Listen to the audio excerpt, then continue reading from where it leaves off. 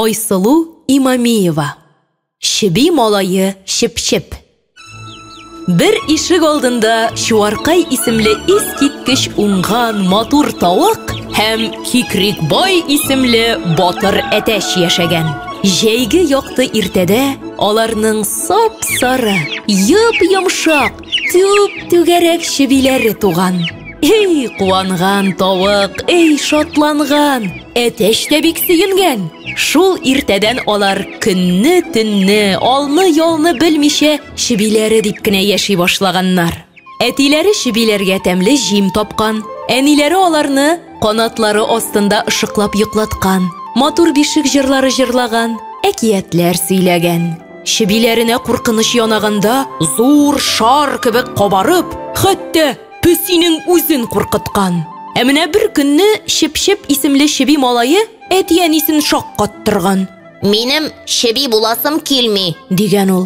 Үрдәк, каз, күркәләргә кызык. Алар безнең кебек ишек алдында гына утырмыйлар. Көне буе сәяхәт итәләр. Мин дә бер-ике көн алар янында яшәп алыйм әле. Шип-Шип әти-әнисенең җавабын да тыңлап тормаган. Йөгрә-йөгрә үрдәкләр гаиләсе янына килгән. Мин сезнең янда яшим әле. Үрдәк буласым килә, дигән ул. Үрдәкләргә кызык булып киткән. Ярар алайса, дип бакылдашканнар алар. Бак-бак килеп күп сөйләшергә яраткан үрдәкләр шактый күп ашый да икән. Шип-Шип аларның ашап туйганнарын көтеп ары беткән. Ярар, алар бит йөзә беләләр. Озакламый мине дә өйрәтерләр дип тынычландырган ул үзен. Менә алар зур түгәрәк күл буена килгәннәр. Үрдәкләр бер-бер артлы суга чумып, рәхәтләнеп йөзеп киткәннәр. Ә Шип-Шип күпме генә талпынса да, суга керә алмаган, курыккан. Шул вакыт күл буена бик матур кошлар, озын муенлы казлар килгән. Мине йөзәргә өйрәтегез әле зинһар, дип үтенгән Шип-Шип.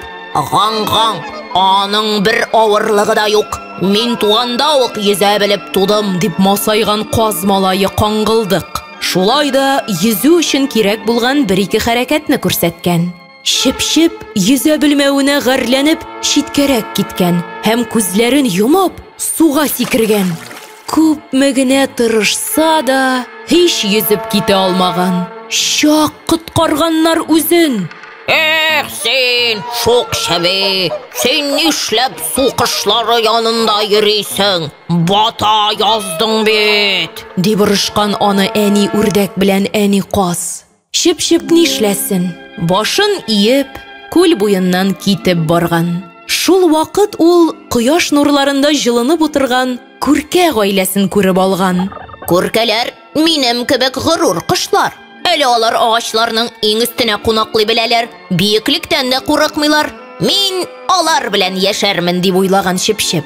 Чыннан да, шиби күркәләр янына килгәндә, алар алмагачның иң биек ботакларына кунып, тирә-якка сокланып утыралар икән. Тик Шип-Шип күпме генә тырышмасын, күркәләр янына менеп җитә алмаган. Астагы ботакка сикерәм дигәндә, тәпиләренең көче җитмичә ычкынып киткән һәм тәгәри-тәгәри җиргә мәтәлеп төшкән. Бу вакытта Шуаркай улын эзли алмагач янына килеп җиткән. Ул елап утырган шибине кочагына алган. Шип-Шипкә бу вакытта әнисе алдында бик уят булган. Син бу дөньяга шиби булып тудың, үзең булып яшә. Бәхетле булырсың дип елмайган әнисе улының күз яшьләрен сөртеп. Бу көннән бик күп вакыт үткән. Шип-Шип затлы әтәч булып үсеп җиткән. Бүген инде ул кикриген горур тотып, таң атуга кешеләрне, кош-кортларны, хайваннарны, бөҗәкләрне, хәтта кояшны да йокыдан уята икән. Кикрикок! Кикрикок! дип барсын да сәламли ди безнең Шип-Шип.